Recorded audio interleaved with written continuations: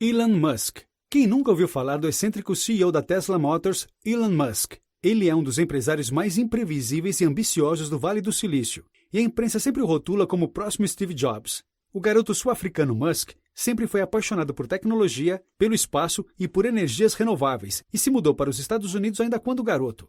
Lá seu objetivo era unir suas paixões e empreender, e sem se preocupar com dinheiro, ele se tornou um dos 100 homens mais ricos do mundo. Explore a história desse grande visionário e descubra como ele dedicou suas energias para reinventar o futuro, além dos filmes de ficção científica. Vamos nessa? Um garoto inquieto querendo mudar o mundo. Elon Reeve Musk nasceu em Pretória, África do Sul, em 28 de junho de 1971. Seu pai, Errol Musk, era um engenheiro e empreendedor, e sua mãe, May, era uma modelo conhecida e nutricionista. Elon tinha 2 irmãos mais novos, Kimball e Tosca.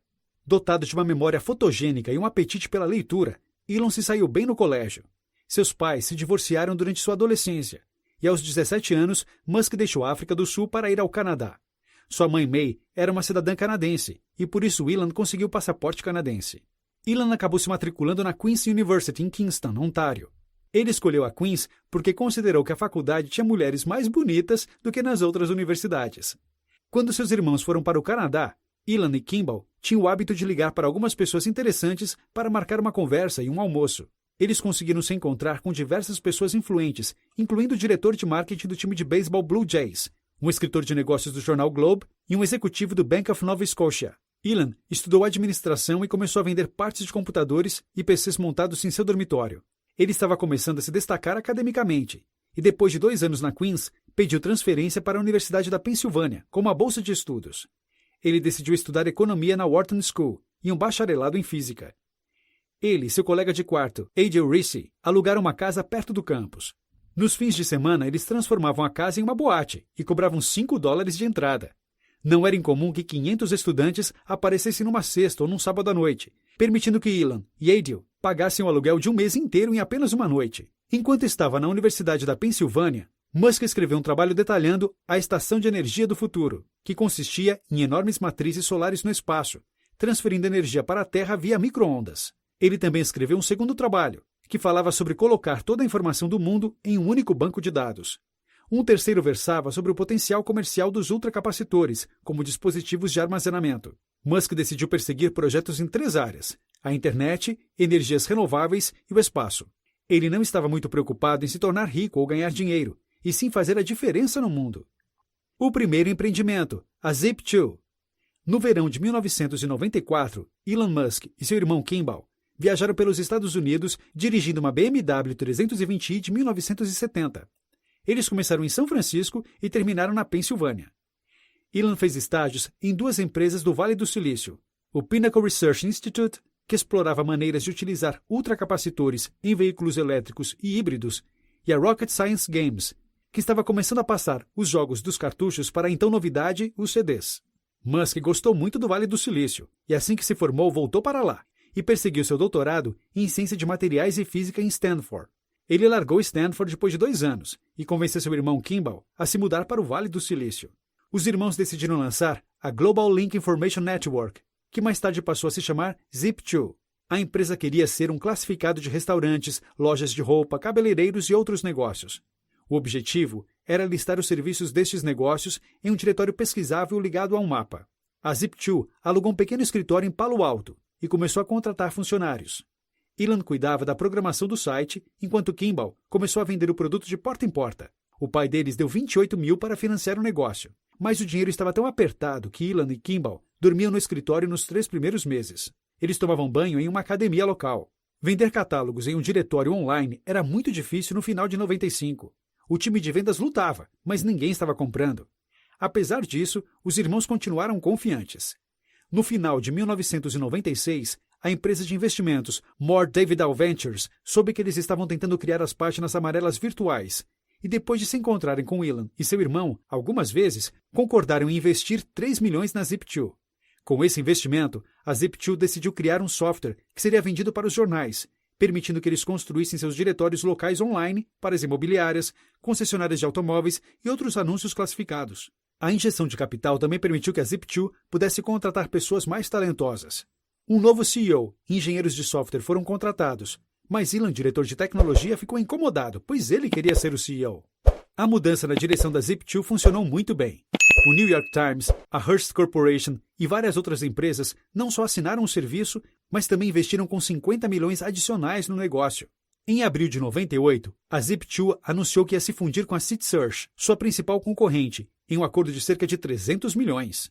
No começo, Elon Musk era a favor do negócio, mas depois mudou de ideia e fez de tudo para que o negócio fosse dissolvido. O conselho da empresa cancelou a fusão, o que deixou a Zip2 em uma posição precária, já que o negócio estava perdendo dinheiro. Então a empresa Compaq se interessou pelo negócio e ofereceu 307 milhões pela Zip2. O conselho aprovou a venda e, com isso, Elon Musk recebeu 22 milhões por suas ações da empresa, e seu irmão Kimball ficou com 15 milhões. A X.com e o PayPal. Com o dinheiro da venda da empresa, Elon decidiu que era hora de lançar um novo serviço, um banco online. Ele registrou o domínio e abriu a empresa X.com em março de 1999 e logo começou a recrutar engenheiros de software e a desenvolver seu plano de negócios. Ele montou um time inicial que incluía 2 canadenses com muita experiência em finanças, Harris Fricker e Christopher Payne, e Ed Ho, um antigo executivo da Zip2. Em 5 meses, os cofundadores se cansaram dos conflitos com Elon Musk e deixaram a X.com. Em novembro de 1999, a X.com conseguiu sua licença para iniciar sua operação bancária. Foi lançada como um dos primeiros bancos online do mundo no mesmo ano, e conseguiram 200 mil clientes nos primeiros 2 meses de operação. O sucesso inicial da empresa não passou despercebido, e em alguns meses ela já tinha um competidor chamado Confinity. A Confinity foi criada para que os donos do Palm Pilot pudessem enviar dinheiro utilizando a tecnologia infravermelho disponível em seus aparelhos. Quando perceberam que o mercado era pequeno, a Confinity começou a se focar na internet e em como fazer pagamentos por e-mail. Seu novo serviço ficou conhecido como PayPal. Em março de 2000, a X.com e a Confinity decidiram juntar suas forças e realizar uma fusão, mantendo o nome X.com. Depois de algumas semanas, a X.com captou 100 milhões em investimento do Deutsche Bank e do Goldman Sachs. A empresa tinha mais de 1 milhão de clientes na época. Elon Musk continuou investindo na X.com e aumentando sua posição como maior acionista da empresa. A X.com foi renomeada para PayPal em junho de 2000 e já estava gerando 240 milhões por ano em receitas. Isso atraiu a atenção do eBay, que ofereceu 1,5 bilhões pelo PayPal em julho de 2002. A oferta foi aceita e Elon Musk ganhou cerca de 250 milhões com a venda de sua segunda empresa. Nasce a SpaceX. Elon, então, decidiu se mudar com sua esposa para Los Angeles e começou a se envolver em projetos espaciais. Ele se juntou ao conselho de diretores da Mars Society, uma organização sem fins lucrativos que unia cientistas e engenheiros que queriam pensar sobre uma possível colonização do planeta Marte. A sociedade planejava enviar uma pequena estufa robótica para Marte para utilizar o solo marciano e cultivar plantas. Musk decidiu que usaria seu dinheiro para começar uma empresa para construir foguetes espaciais para esses projetos. Ele descobriu que poderia usar um foguete com tamanho médio para lançar pequenos satélites e cargas de pesquisa a um custo mais barato do que os que eram cobrados na indústria aeroespacial. Depois de alguns meses de pesquisa, Musk decidiu sair da teoria para a prática. Em junho de 2002, ele incorporou a Space Exploration Technologies. A startup comprou um prédio de 7 mil metros quadrados em Los Angeles e começou a trabalhar na construção de foguetes comerciais. Enquanto outras empresas cobravam 30 milhões para lançar uma carga de 250 quilos no espaço, Elon Musk prometia que a SpaceX conseguiria levar uma carga de 650 quilos para o espaço por 6,9 milhões. Musk injetou 100 milhões do seu próprio dinheiro para financiar a SpaceX. Ele recrutou trainees direto das melhores universidades, assim como engenheiros que estavam motivados em trabalhar para uma empresa de foguetes. A SpaceX comprou um campo de testes no Texas, onde os engenheiros testariam os motores dos foguetes. No início, os motores só funcionavam por 2 ou 3 segundos antes de explodir. No entanto, depois de meses de tentativas e erros, a SpaceX aprendeu como construir motores confiáveis que funcionavam bem. O primeiro lançamento oficial aconteceu em março de 2006, e o primeiro foguete da SpaceX, o Falcon 1, voou para o céu e explodiu 20 segundos depois. Os restos da explosão se espalharam pelos prédios da SpaceX. Um ano depois, a empresa conseguiu lançar seu segundo foguete. Dessa vez, o primeiro estágio do Falcon 1 funcionou muito bem, mas 5 minutos depois do voo, o foguete explodiu. Ficou claro que chegar ao espaço seria um desafio muito maior e mais caro do que Elon Musk imaginava, mas para ele era apenas uma questão de tempo. E a Tesla Motors. No outono de 2003, J.B. Straubel se encontrou com Elon Musk na SpaceX para convencê-lo a investir em um projeto para a construção de um avião elétrico. Musk não gostou da ideia, mas ficou muito interessado quando Straubel descreveu uma parte do projeto que serviria para construir um carro elétrico utilizando baterias de lítio. Musk topou investir 10 mil na hora. Pouco tempo depois, Musk foi abordado pelos fundadores de uma nova empresa chamada Tesla Motors. Eles estavam procurando por um investidor que fornecesse 7 milhões para que pudessem criar e vender um carro esportivo, alimentado por um motor elétrico. Elon Musk concordou em investir 6,5 milhões na Tesla Motors.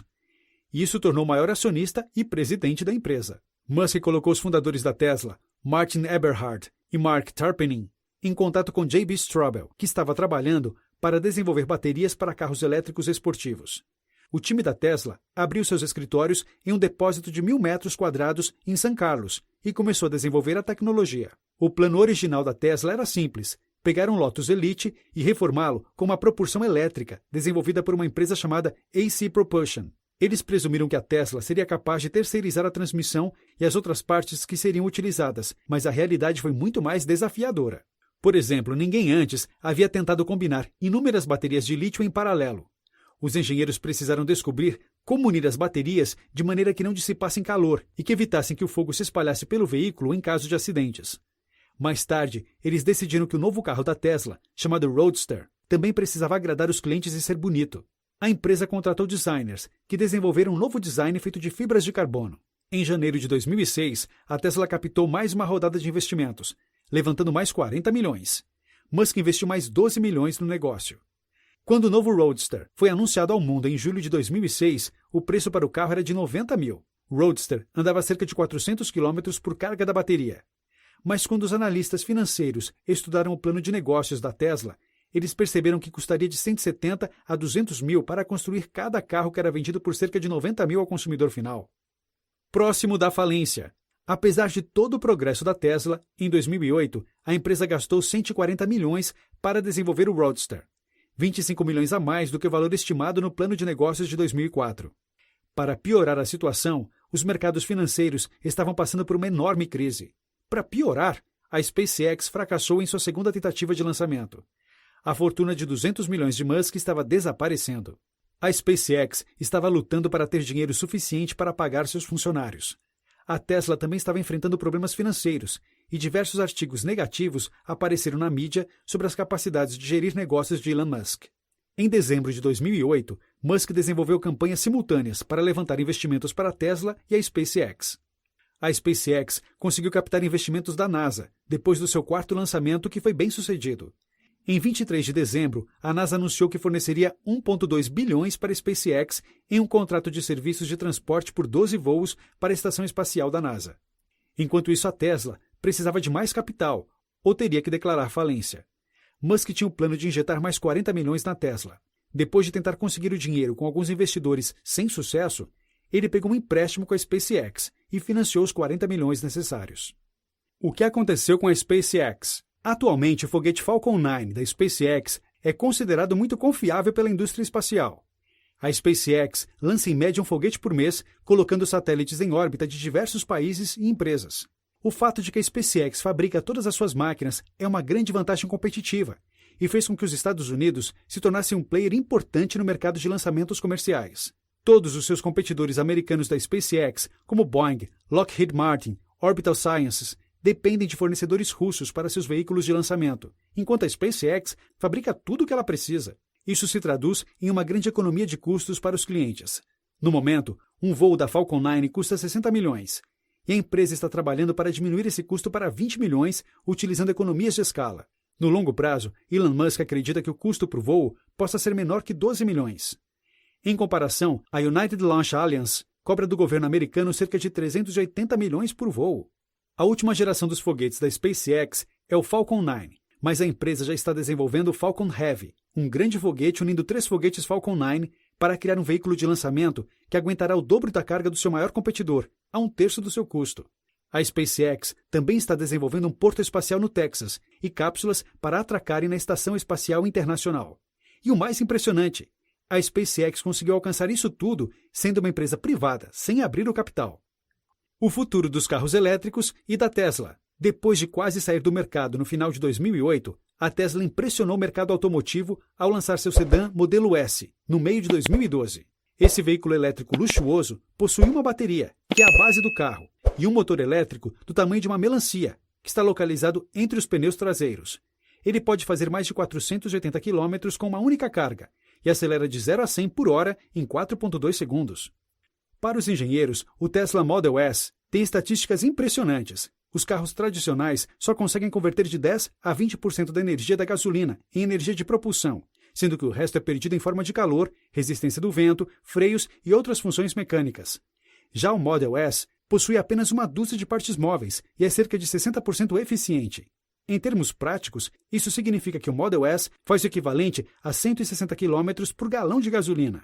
O Model S não tem só um estilo incrível, mas a Tesla também reinventou a experiência de comprar um carro. Você pode comprar o Model S na loja da empresa ou no site da Tesla. Não existem vendedores insistentes, porque eles não recebem comissões. Você pode escolher pegar seu carro na fábrica no Vale do Silício ou a Tesla vai entregar o carro onde você quiser.